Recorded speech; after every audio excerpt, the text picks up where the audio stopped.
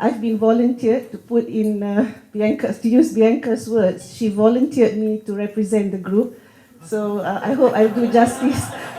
She's very smart. She volunteered Emma for something else. So payback time will come one day if we meet in a fourth meeting. I promise you. Are you okay? All right. The way I've arranged the PowerPoint presentation is to show how we're going to sort of the layout of our chapter first. So I hope you don't mind. Definitely, there's some gaps in here, and we've already. Ian has been very strict about how we're going to meet the deadlines. So he's another one who's probably followed Maresi after 1 week, to keep to deadlines and things like that. So basically, how we're going to have 2 chapters. Task Force 2 at the moment has planned for 2 chapters. One was to look at student demography.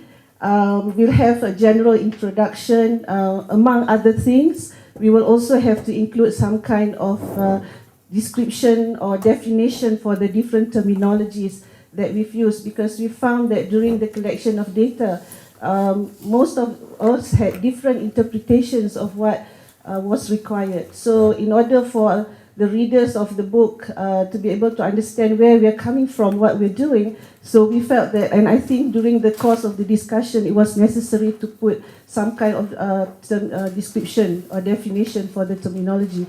So chapter 1 will have that, and then data and some narrative about gender, mode of study, which involves full-time, part-time, age, and disability. I think the information for disability is a bit lacking because most of us do not collect such data.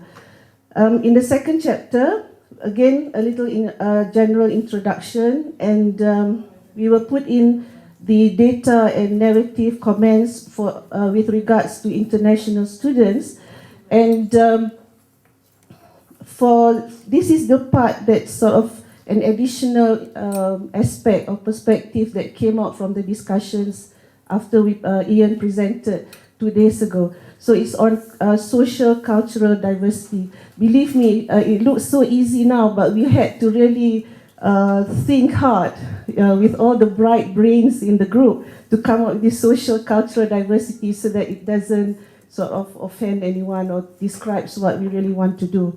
So in this part of the chapter, we will be integrating the following issues, things like language, socio-economic background of students, religion, and a bit about students' experience. The overall discussion would cover trends, where it's available and if it's appropriate, promising practices, something new that I learned among so many things that I learned over the last 5 days, instead of best practices, promising practices in relation to case studies, and also how existing policies, if they are present, how they have influenced diversity of students in doctoral education. So this is what our group is going to work on. The next slide is going to show our policy recommendations. Now, again, at the risk of repeating myself, the first policy recommendation would be to come up with non-quantitative criteria for the selection of doctoral students. We found that this is very necessary for us to come and have some kind of understanding about how we are going to describe it, especially for the selection of our students. It has a little bit of relationship to what Task Force 1 also mentioned just now. And Bill was there yesterday and he said, you're going to ask you, who are you going to target these policy recommendations? So I've got it down here. International organizations, national level ministries, and probably associations of universities would be able to, we can direct this policy, potential people where we can direct these policy recommendations to. Another one, which we all agree is an issue, if you're going to get some kind of coherence about doctoral education worldwide, is this common approach to taxonomy for disciplines. Again, this although it looked straightforward when we were collecting the data, but many of us just couldn't fit in to the criteria or the disciplines that we were given, or they were put in different categories based on funding, etc. So there was some kind of confusion, and therefore we feel that we need to have a policy on a common approach for disciplines, and this can be directed. I think we probably start at national level ministries and probably go, which will later be picked up by international organizations. Okay. The third recommendation for policy is a common approach to student data connected to national census data. All right. Sometimes whatever that we have collected is probably, we don't know how it relates to what the demography is like in a particular country.